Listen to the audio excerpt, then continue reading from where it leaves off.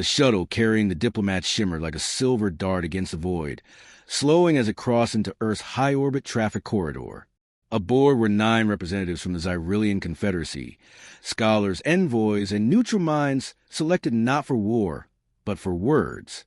They were the galaxy's oldest diplomatic species, masters of peace treaties, interstellar negotiations, and conflict de-escalation. But even they were uneasy.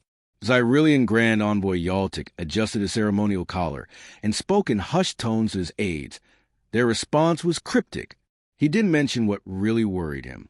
When they'd sent the invitation to Earth for the diplomatic summit, they'd received no formal reply, just coordinates, a time, and a cryptic phrase. "We accept. You'll know when we arrive." Earth had always been an anomaly. A death world, yes, but an unpredictable one, new to the galactic stage. Humans had risen faster than anyone expected. No client species, no alliances, no warning, just silence. And then Earth started sending ships. Fast, ugly, brutal, effective. Now they were everywhere, running independent patrols, skimming through black zones, and interfering in things that should have been far beyond their reach. Yet no one stopped them, and no one had seen a Colossus-Class ship in person. Only rumors, the kind whispered in hushed tones in mess halls and war rooms. The Zyrillians came not to demand tribute or impose rule, but to offer a seat in the Confederacy.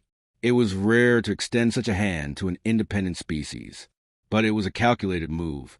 Bring Earth under the structure before something worse emerged. The shuttle glided smoothly into orbit near the designated station. It was empty, a small platform of unknown origin, automated, sterile, no welcoming committee, no communications, nothing. Primitive, hissed Deputy Diplomat Vellik. Or arrogant. Then the stars dimmed. The diplomats turned to the viewing windows. It wasn't a shadow. It wasn't a ship. It was something else. It emerged from nothing. No warp signature, no FTL wake, no distortion. It simply was a silent arrival, massive, beyond scale. The platform systems began to register the event too late. Screaming radiation detectors, gravitational distortions, micro-time dilation warnings, all off the charts. And yet, somehow, the station held. The ship was over 5 kilometers long and a kilometer tall, jet black with dull cobalt striations pulsing along its hull. No name, no ID, no transmissions. Is that? One of the aides couldn't finish. Yaltic knew. They all knew. Colossus-Class. The kind the galaxy said Earth couldn't afford to build. The kind said to be myth. The front of the ship carried no traditional weapons. Just massive bay doors sealed with layer hull plating. There were no obvious sensor arrays, no blinking lights, no visible command deck. Just smooth armor and subtle blue energy fields running in strange, ancient patterns. One section of its hull shifted slightly, forming a doorway large enough for a cruiser to pass through. But nothing came out. "Where's their diplomatic ship?" asked Vellik. Yaltic swallowed hard. "That is their diplomatic ship." The station comm buzzed for the first time. Not with a message, but a connection. No audio, no video. Just a link. One port. One file. Plain text. Zyrillian Confederacy. We appreciate the invitation. We accept. Please proceed aboard for talks. Vellik's voice was sharp. "They want us to go there?" Yaltic said nothing. He looked at the ship again. It was as if it were watching them, breathing through void and silence. Not a vessel built for diplomacy, but something ancient. It made every other ship the Zyrillians had seen look like a toy model. He turned. "We will go." Their shuttle docked into a small, perfectly shaped bay. The magnetic locks were smoother than anything they'd experienced. No turbulence, no pressure correction, no alignment drift. The moment they stepped through the ramp, it felt like they'd entered a cathedral rather than a ship. Dark metal, soft lights embedded beneath translucent floors, faint hums resonating to the soles of their feet. No guards, no humans, just a ship. And then came the voice, deep, not spoken, projected directly into the minds of each diplomat, clear, precise, and neutral. Welcome aboard the UNS Vanguard Prime. Please proceed forward. No path lit up. No arrows. Yet they all knew the direction. Down a long corridor, they reached a circular chamber. At its center hovered a table made of strange shimmering metal, half liquid in form. Around it were chairs not shaped for any known species. Yet when the diplomats approached, the seats adjusted, molded, adapted, and then he entered.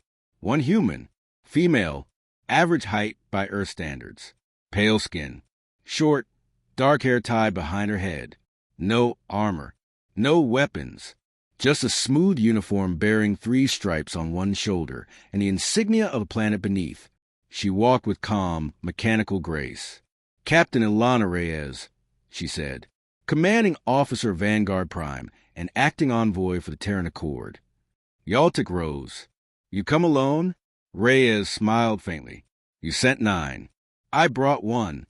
Seems fair." Vellik twitched. "You expect us to believe this ship is under your sole command?" "No," Reyes replied.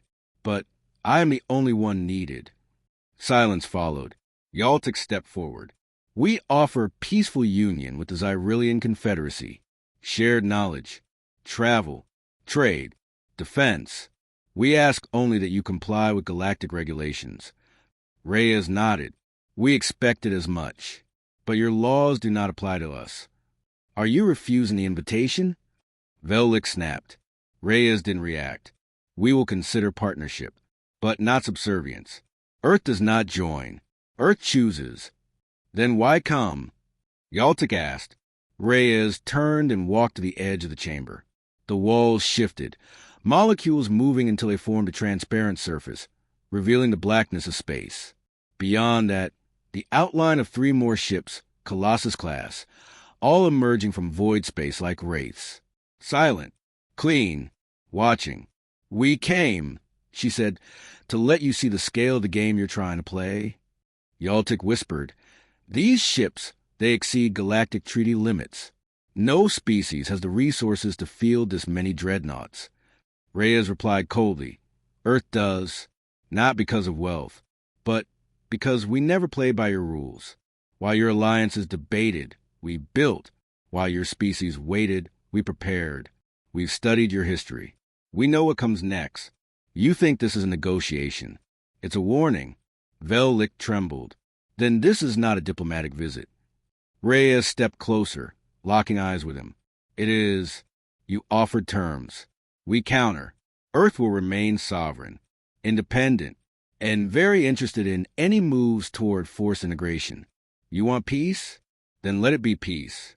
But if you want dominance," she gestured to walls, now showing full schematics of the ships outside.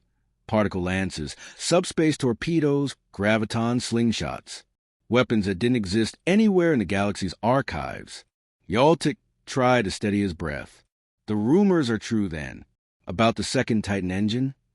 "Yes," she said. "And the void core?" She nodded. "And the chrono-reverse reactor?" This time, she smiled. "We don't talk about that one."